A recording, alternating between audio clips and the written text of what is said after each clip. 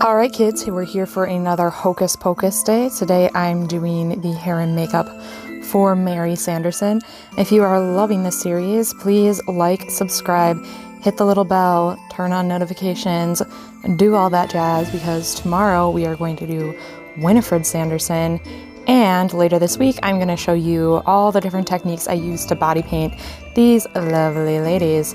So today we're working on Mary Sanderson and her very iconic pile tie hair with the curly Q on top. So to start with, I have had Jessalyn microcrimp her entire head, which took a lot of time because the girl's already got a lot of hair, but I wanted to make sure to have as much hair as possible, lots of texture. So you can see I put the first bun down, I pinned a little loop of hair around it, and then I'm going to put the second sponge in, and I'm going to loop around that as well. And pin it in place. Now you can see where I've got a loop on the upper level and the lower level, for lack of a better way of putting it. Go ahead and pin that in place. Then I'm going to cut one of these sponges in half because I don't want it to be quite as thick. And I got like crumbles of sponge all over poor Jessalyn because I'm a jerk. These ones are hollow in the center, which is great. So I'm actually going to turn it into a little baby bun by pulling through the center of that. So I'm going to take that center chunk of hair, pull right through the center, and now I have a nice tapered shape to create Mary's signature hairstyle. I'm going to go ahead and wrap all the way around that, and then I'm going to start pulling sections up from the side and wrapping. Jessalyn is practicing all of her crazy Mary faces and being as adorable as she always is. If you check out my Instagram, you can see I actually work with Jessalyn quite a lot. She's a very, very, very talented model. She was on the back cover of Graftobian's catalog with me last year. She did the World Body Paint Competition with me this last year. She is amazing and patient and gorgeous and super expressive, and I love her to bitsies.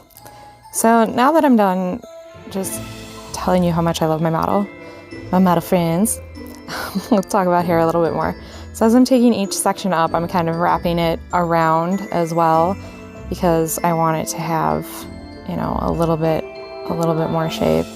So I'm pulling up, pinning in place, and then wrapping up and around, so it's not just like straight up and hollow. I want it to form to the shape of the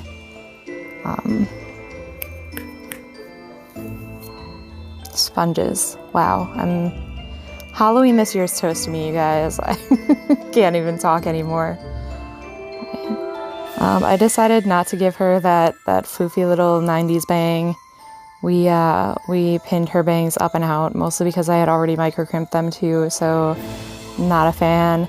And then right at the top here, I'm leaving out that top chunk of hair to help form everything around the sponges and create some texture.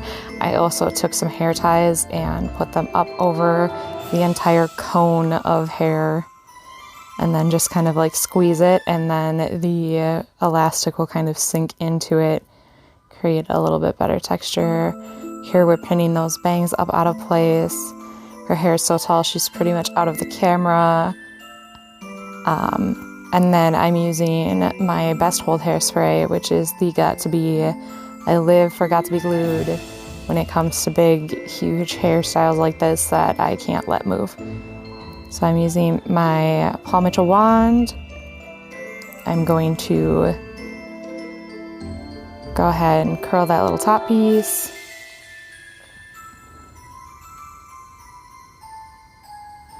And once I've got that top piece, I am going to cover it in hairspray. So I'm going to spray, hold until it's dry, spray, and I'm just going to keep doing that over and over.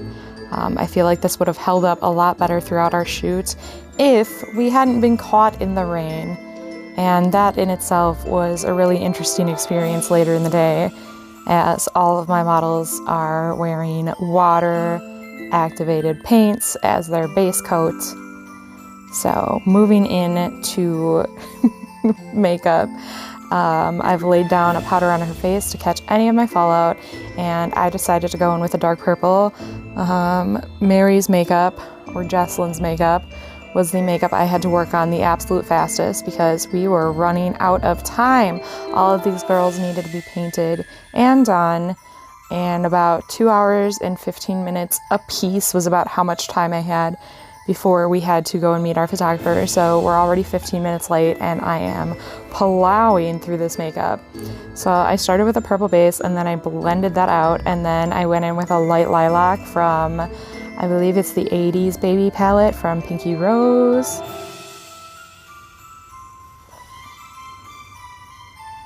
Super, super pretty color. I think it's called Care Bear, and I think that's adorable.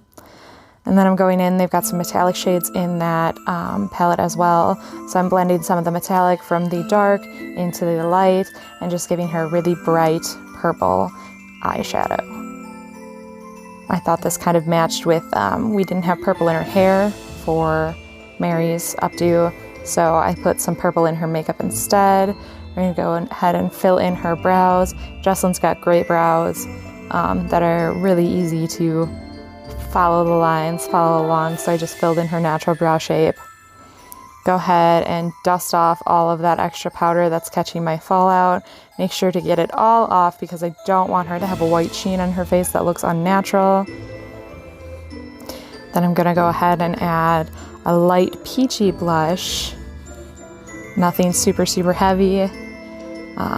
I've got some lashes here. I believe these ones are from Ardell. These ones were really nice and piecey. They kind of reminded me of Twiggy. They had a very 60s vibe, but I thought they were a little bit more fun and playful than a standard wispy, and that would really work for Mary's look. You can say hi to Christopher as he strolls through the background, helping me get things ready. She's looking cute. And then I went in with a coral colored lipstick. I decided to avoid the bold red just because.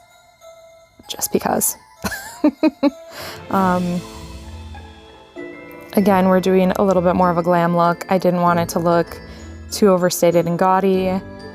She's already got a lot of red in her outfit, and it was more of a burgundy color, so I felt like a bright red lip wouldn't be matching everything quite right, and I didn't want to go with a burgundy lip and have it look too dark.